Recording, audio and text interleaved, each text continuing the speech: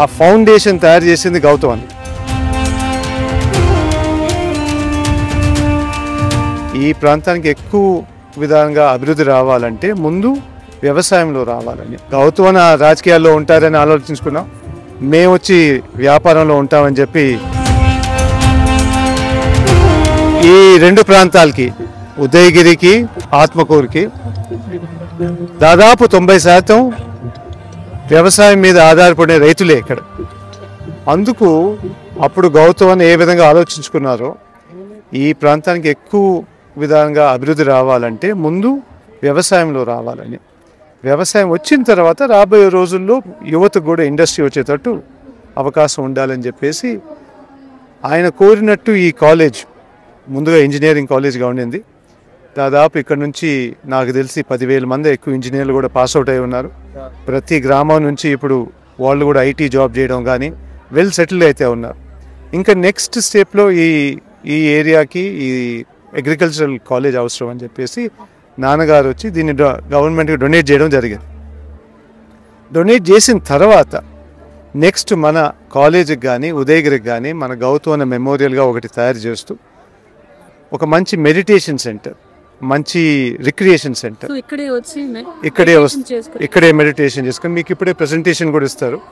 ఆ ప్రెజెంటేషన్లో మీకు ఏ విధంగా డిజైన్ చేస్తుంది అనేది స్టూడెంట్స్కే కాకుండా ఉదయగిరి టౌన్ వాళ్ళకి కూడా వాకింగ్ చేసి దాదాపు 3 ఏకర్స్లో ఆ సెంటర్ ఒక 2000 square feet yoga come meditation centre. దాని చుట్టుపక్కల 5 లెవెల్స్లో ఈచ్ లెవెల్కి ఒక వాకింగ్ ట్రాక్, ఒక రిక్రియేషన్ సెంటరు, లేకపోతే ఏమైనా రిఫ్లెక్షన్ సెంటర్ అట్లాంటిగా కొంచెం డిజైన్గా తయారు చేసి పని ఈరోజు శంకుస్థాపన చేశాం.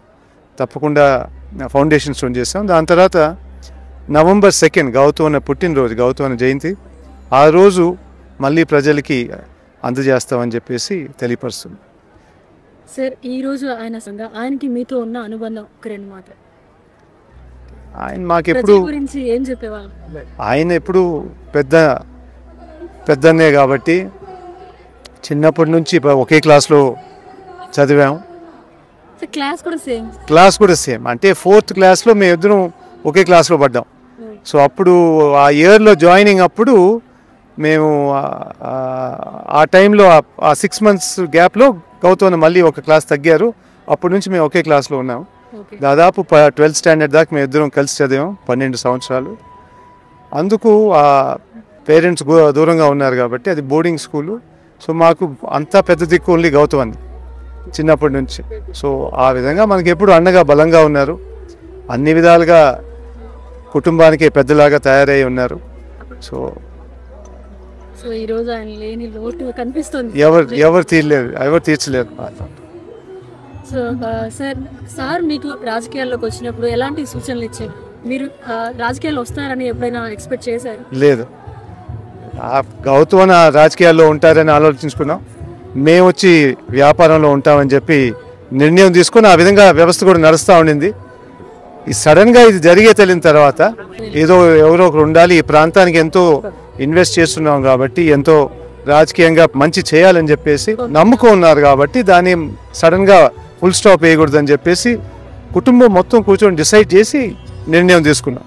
అందుకు ఆ రోజు మనం కూడా రాజకీయంలో రావడం జరిగింది. సో మీకు ఎట్లా అనిపిస్తుంది సరే బిజినెస్ అంటే హ్యాపీగా కూర్చోవడం, ఏసీ రూమ్ లో కూర్చొని అందరినీ పర్యవేక్షించడం సరిపోతుంది. ఇక్కడ ప్రజల్లోకి వచ్చిన తర్వాత చాలా రిస్క్స్ ఉంటాయి.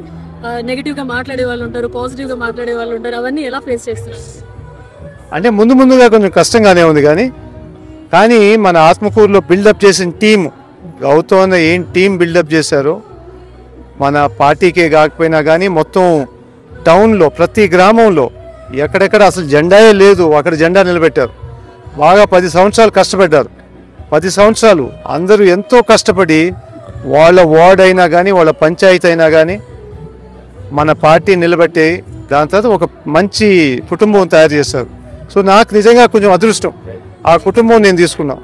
అందుకు నన్ను తొందరలో నేర్పించారు. నాకు ఏమేమో నేర్పించుకోవాలో అందరు నాకు తొందరగా నేర్పించేసి ఏమేమి ఉన్నా కానీ సగం నా కష్టం వాళ్ళే భరించారు. తెలుగు కూడా ఫ్లూయెంట్గా మాట్లాడుతున్నారు సార్. నేర్చుకున్నాను, అందరు చెప్పాను కదా, నాకు నేర్పించారు. రోజు ఒక కొత్త అనుభవం వచ్చింది కాబట్టి అందరూ మా నాయకులందరూ ఒక్కొక్క రోజు ఒకరు నేర్పించుకుంటూ వస్తూ ఉంటారు కాబట్టి చాలా ఈజీ అయిపోయింది. పార్టీ కోసం ఎలా కష్టపడుతున్నారు సార్? నేను అదే చెప్పాను కదా, మన ఆత్మకూరులో అయితే ఆ ఫౌండేషన్ తయారు చేసింది గౌతమ్ అని. ప్రతి దగ్గర ఒక స్ట్రాంగ్గా ఫౌండేషన్ తయారు చేశారు కాబట్టి దానిపైన ఇప్పుడు మన ముఖ్యమంత్రి గారు ఆయన ఎంతో గొప్ప విధంగా ఆయన ఏం హామీ ఇచ్చారో అన్నీ అమలు చేశారు. ఇంక ఇబ్బంది ఏం లేదు. ఒక సైడ్ మన సైన్యాన్ని తయారు చేశారు, ఆ సైడ్ నుంచేమో ముఖ్యమంత్రి అన్ని విధాలుగా ప్రజలకు చేస్తున్నారు.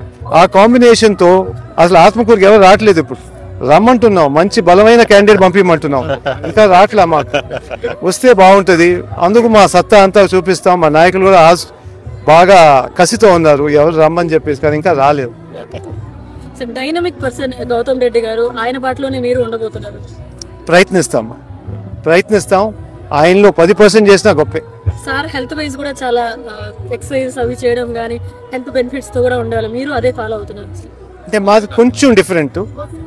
గౌతమ్ అన్న కొంచెం ఎక్సర్సైజెస్ మీద ఎక్కువ నమ్మేది, నేను యోగా మీద ఎక్కువ నమ్ముతాను, కొంచెం డిఫరెంట్. కానీ ఇద్దరం ఫిట్నెస్ మీద ఎక్కువ ఇంట్రెస్ట్ ఇది చిన్నప్పటి నుంచి. సో ఏం చెప్తారు సార్ ప్రజలకి ఈ సందర్భంగా?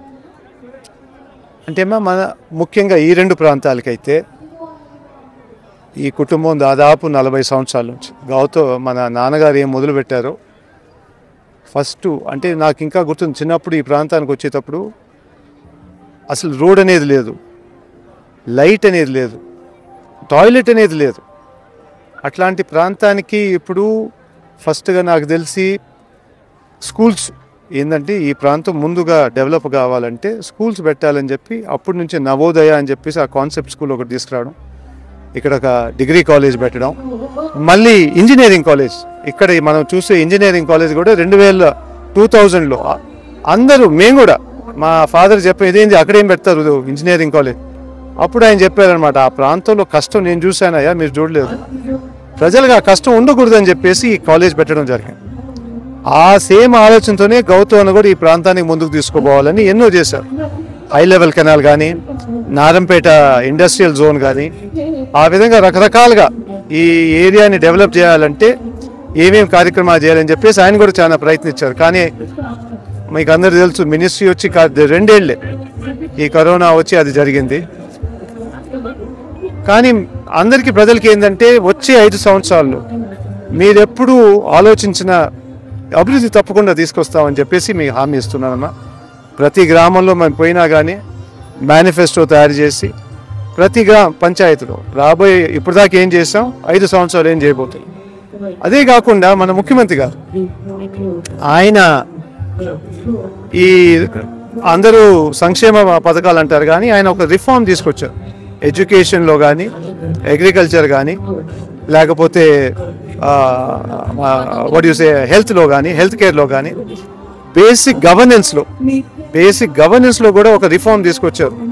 అంత గొప్పగా రిఫార్మ్ తీసుకొచ్చి నాకు తెలిసి ఇంత తక్కువ పీరియడ్లో 5 ఏళ్ళు కాదు 3 ఏళ్ళే, ఆ 3 yearsలో ఇంత పెద్ద రిఫార్మ్ తీసుకురావడం ఈ హిస్టరీలో లేరు. రాబోయే రోజుల్లో చాలా మంది రాబోయే రోజుల్లో మన చీఫ్ మినిస్టర్ గురించి చాలా రీసెర్చ్ జరుగుతుంది, అసలు ఇంత తక్కువ కాలంలో ఇంత పెద్ద పని ఎత్త చేశారు అని. పక్క రాష్ట్రాలు వదిలేసేయండి, పక్క దేశాలు కూడా చూస్తాయి. అది నేను చెప్తున్నాను, అంత గొప్పగా చేశారు మన ముఖ్యమంత్రి గారు.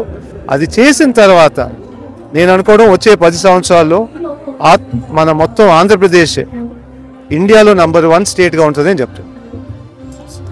మేకపాటి గౌతమ్ రెడ్డి గారు భౌతికంగా లేకపోయినా కూడా విక్రమ్ రెడ్డి సార్ రూపంలో మళ్ళీ ఈ కార్యక్రమాలన్నీ ముందు సక్సెస్ఫుల్ అవ్వాలని మనస్ఫూర్తిగా కోరుకుంటున్నాను. Thank you.